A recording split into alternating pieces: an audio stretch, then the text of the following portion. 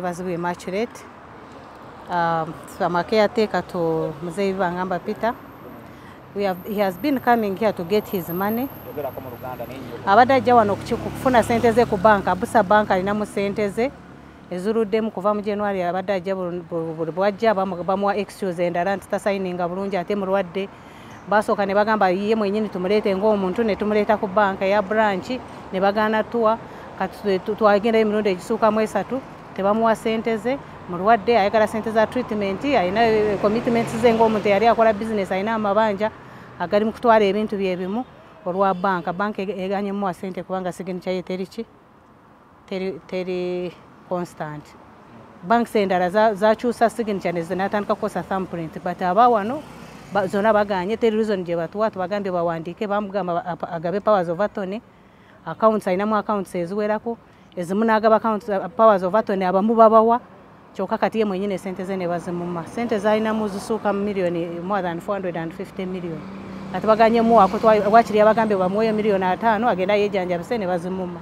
baba wansonga kirwaki bamwase nto signature ye tekwatagana nti signature tacha signinga bulungi omulwadde tomusuubira ku signinga mwaze saa meka wana twaze saa 9 kitundu nakati tutuuse saa 1 na rudi twajja ne batulimba basooka ne bakwata check ne baberanga bagenda muwa sente teri reason gye batuwa twagala company secretary yagana nti bambu tebamuwa sente nti manya yagala court order manya yagala biti yasooka n'agamba agabe powers of attorney n'azigaba ate ne tuzireeta ne bazigamba ne bagamba bajja tuwa sente kati olwaliro baganye twagala kusula wano tujja muleka wano mpaka banamuwera sente ze za treatment mulwadde luli yali mu ICU n'amala n'enaku more than 10 days ali mu ICU tunoonya sente ne tubasendingira messages zonna we ziri ku masimu tebagala tuyamba bamuwe sente ze tuyisemuko we mwaze wano embeera yabadde etya mwatuukiddewo na kyeki ebaddeyo mu okutuuka era bulijjo kubanga tujja wano ne bagana zitwate reason gye batuwa bwe twaze beetunuulira abatulimba ali eyo atudde emmotoka n'amalamu essaawa nga meka ne tumuyingiza munda n'ayogera bo bennyini ne boogera naye n'abagamba bamuwe sente ze baganye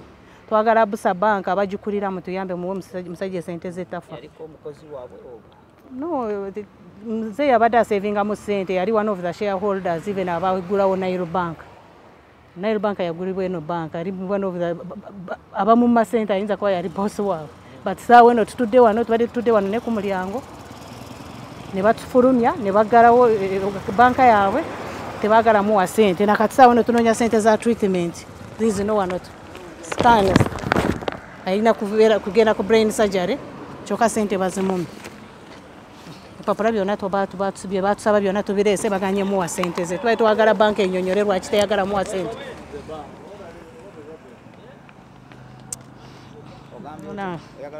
afande temutugoba mutuwe sente mzee mumuwe sente ze byo kutugoba tebiriwo banka lwaki tebamuwa sente ze bamuwe sente ze tugenda kusula wano no tugenda kusula wano muwe sente ze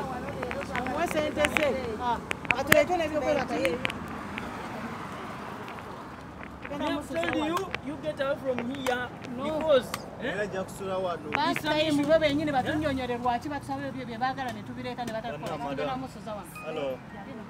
Madam. Excuse me. Good evening. Good evening. Now, during the day. We have been here from 3 o'clock. From 3 o'clock. So what did they tell you? This is the third time we are coming here. They keep on telling us we wait. Someone who is sick like that. The other time we came from the hospital, he was from ICU in all the catheter and what here. They told us you come next time. They have asked us for what they want. The documents are here. We have given them. They don't want to give the money. Why don't they give money?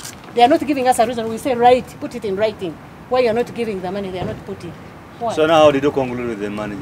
No, we are here. We are going to remain here until they give the money. We are not to stay here. But it is not proper because remember, you have someone who I know Sura one. I know Sura one. But it is not I know Sura one. I know Sura one. I know Sura one. I know Sura one. I know Sura out to call you. Sura one. Okuva ku machata ina cha Asura one. Ajja kusura one. Fama urebe batuyamba mukanage muganda Abusa banka banayite nazo bamanaje abakazi batukuzabuza buli dakika bwe tujja bano bagamba mutuli batu twagala kupa sente za muse Ani ayagala kuba sente ze nga Muzeeyi kukwate simu. bamuwe sente ze. Sasula amabanja. Wewe omuve kamera. Actually, they had not Zee. been up like this. Ndizo katuyamusa. He came. Muzeeyi naza kulala hekireki pakala. Ogenda musuzaano muzeeyi. Muzeeyi n'okusuza wano bagamba Yebake byayagala aganye Lwaki muzeeyi mumusuza wano? muzeeyi baganye okumuwa sente ze. Baani? Ababusa. Eh? Ababusa Naye mulwadde empewo temuyitemu. kata bakole ababusa bakoze ki? kubanga tuwaba tayagala sente za treatment bamuwa za treatment bali mu kumuda. Eh? Tekarakazi. Muguwe sente ze. Budde nga buzibye okubeera wano ku banka saawa zino. Sawa zino katukole tebatunyega batugamba abanyabikibu documents batusaba bino basaba bano twagala se tumuleeta omusajja gwe bayita Francis Kabanda manager w'eri yamutuusiza ku kino yatuuka n'okufuna stroke olw'ebizibu bye byalina kubanga ate sente ze nga bazikutte nga teri kye bazibanja bwe ziba zijja nga sigini kyezireetamu zijja kati ezijjamu yeegaana zijjayo lwaki tebazigoba bali mu kuziwola abantu abalala bali mu kuzikola bizinesi Kakati mama. bamuwe sente ze Ababulire. Bino ebintu. afande tuveeko Muyina bikwata mu mateeka. afande gwoli ku mulimu bakuwa musaala afande Mpampa omusaala kikale kyokka kati sikiga. okubikwata mpora Naye ekintu okubikwata mpora kiri tusule wano ffe tugenda kusula wano tetugenda kuyombesa Mama tetugenda kambanya kukola nyo ki ffe katusule wano Zikanebake. Zikanebake. Banayi. Kulabe Zebase. bakulu bange. Abantu bano ekintu kye bakola. Kale bo bayinza okulanga bakozesa amaanyi. Naye ebintu byonna biyita mu mateeka. Ekintu kale babanga omubanja omuntu. Mugende mukube mu mateeka.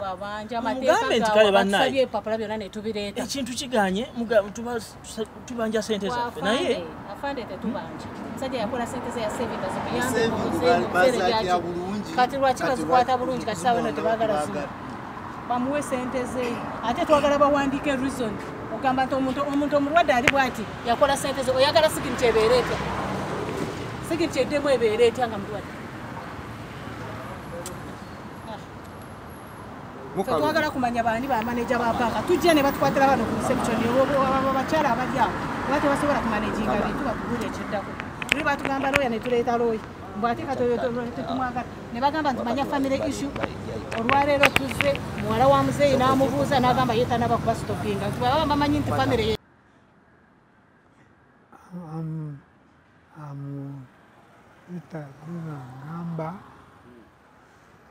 I'm chasing money with the Absa Bank,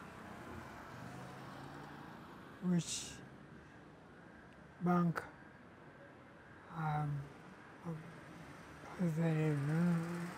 was responsible for having set up that bank,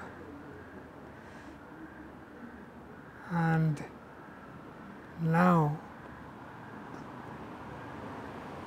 they have refused me money, which is source of lousy excuses.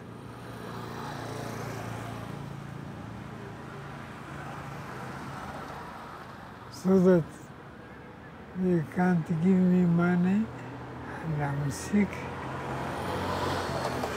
I would have looked after myself, but the bank where I saved my money has refused to give me that money so that I treat myself.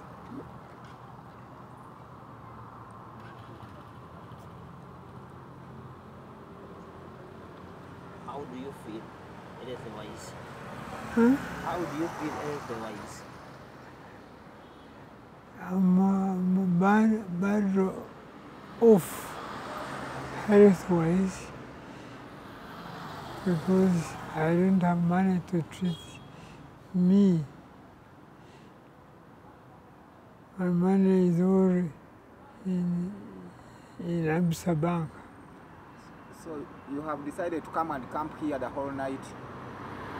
Yes, I've decided to come and camp here the whole night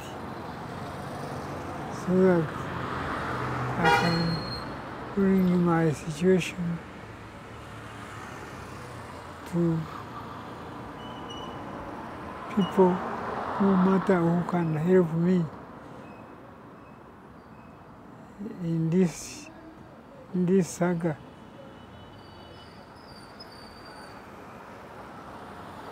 Have you tried all the ways to see that you get your money and they refuse to give you? I've tried this bank.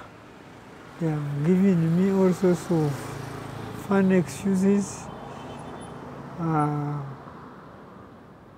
not to give me my money, which I worked for very hard.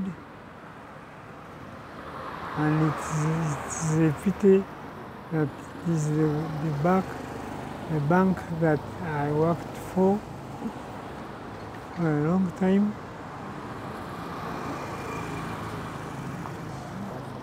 I'm frustrated.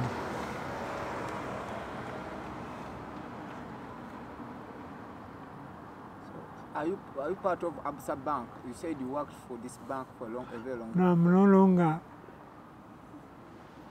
a member or staff of Absa Bank. But you were former staff? Yes.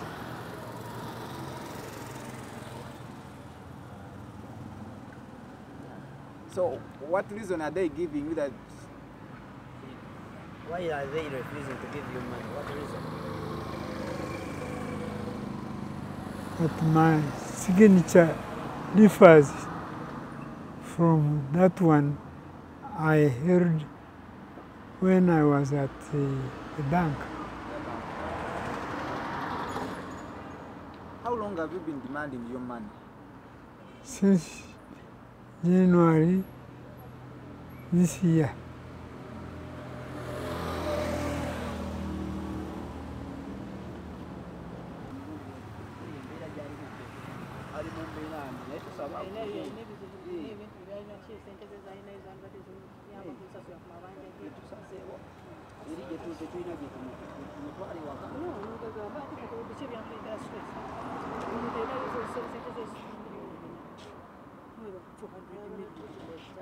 So Mzee, how much are you demanding the bank?